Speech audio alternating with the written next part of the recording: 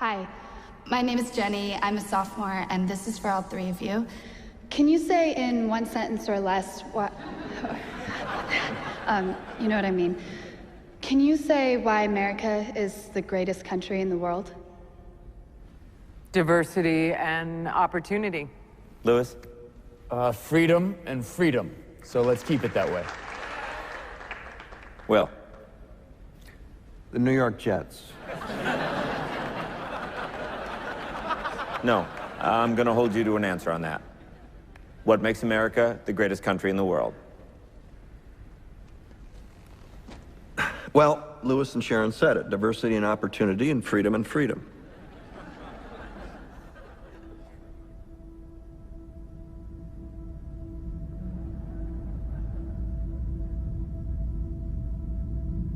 I'm not letting you go back to the airport without answering the question.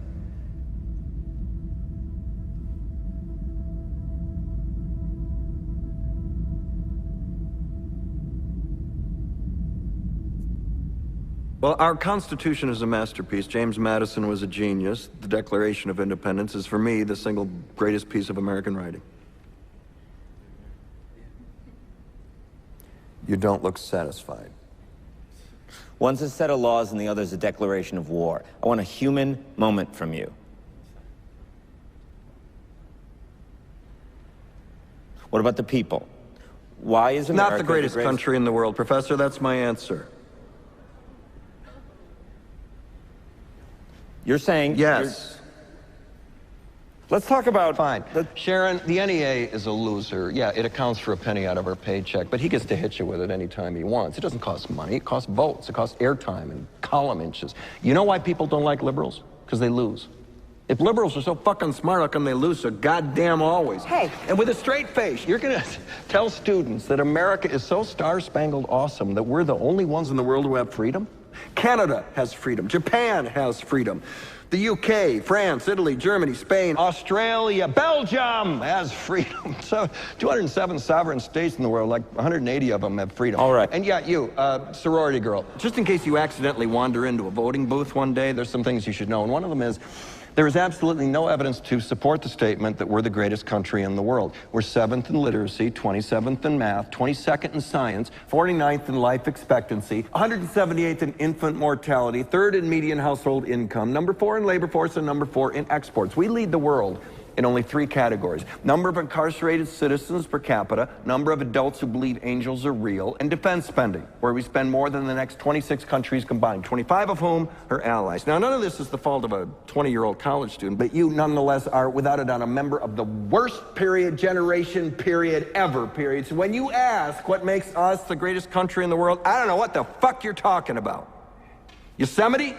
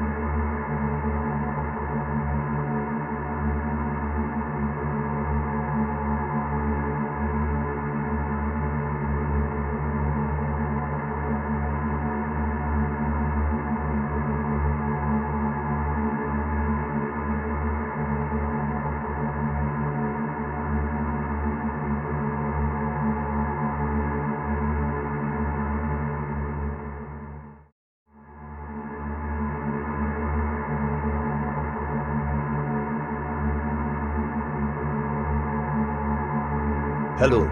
My name is Pablo Fryer, and I'm here to tell you about why I chose to create my theory of the critical pedagogy.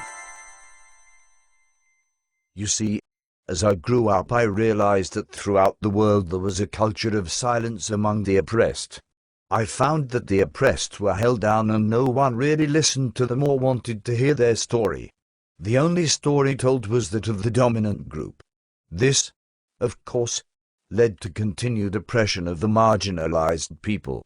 I decided that something must be done about this. So I developed my own theory of education. My theory of the critical pedagogy was a rejection of what I like to call the banking theory of education. The banking theory of education is the common theory where the teacher sees himself as a great scholar who knows all of the information and sees the students as lacking knowledge. They are empty and he must fill them with the knowledge which he wants to pass down. This system, however, does not account for the true nature of knowledge and learning. It only serves as a tool of the dominant classes to oppress the minorities. You see, the dominant classes can use the power structure of oppression within the classroom in this model to continue telling the story they want to tell, instead of allowing people to discover true knowledge for themselves. But I think that education can and should instead be used as a tool for the liberation of the masses. I think it should equip people to think for themselves and to fight against injustice where they see it. On that note, I want to leave you with a question which my friend, Brandon Henderson, will answer on Wednesday when he presents my theory of the critical pedagogy for you.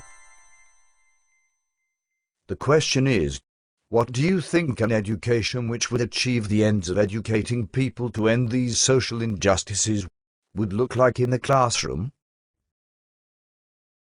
How would you go about achieving the ends of social transformation through education? Ponder this while I dance.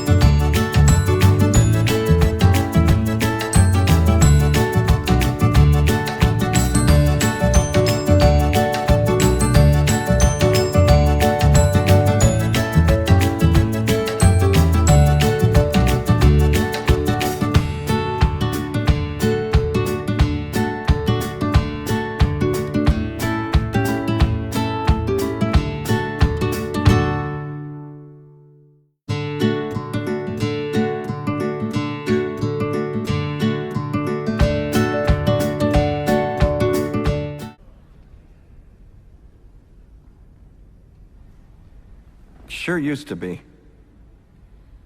We stood up for what was right. We fought for moral reasons. We passed laws, struck down laws for moral reasons. We waged wars on poverty, not poor people. We sacrificed. We cared about our neighbors. We put our money where our mouths were, and we never beat our chest. We built great big things, made ungodly technological advances, explored the universe, cured diseases, and we cultivated the world's greatest artists and the world's greatest economy. We reached for the stars, acted like men. We aspired to intelligence. We didn't belittle it. It didn't make us feel inferior. We didn't identify ourselves by who we voted for in the last election, and we didn't scare so easy.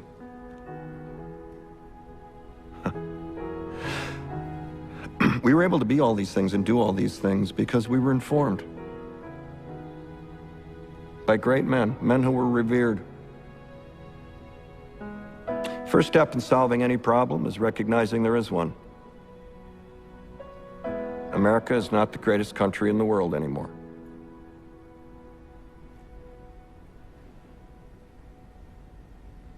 Enough?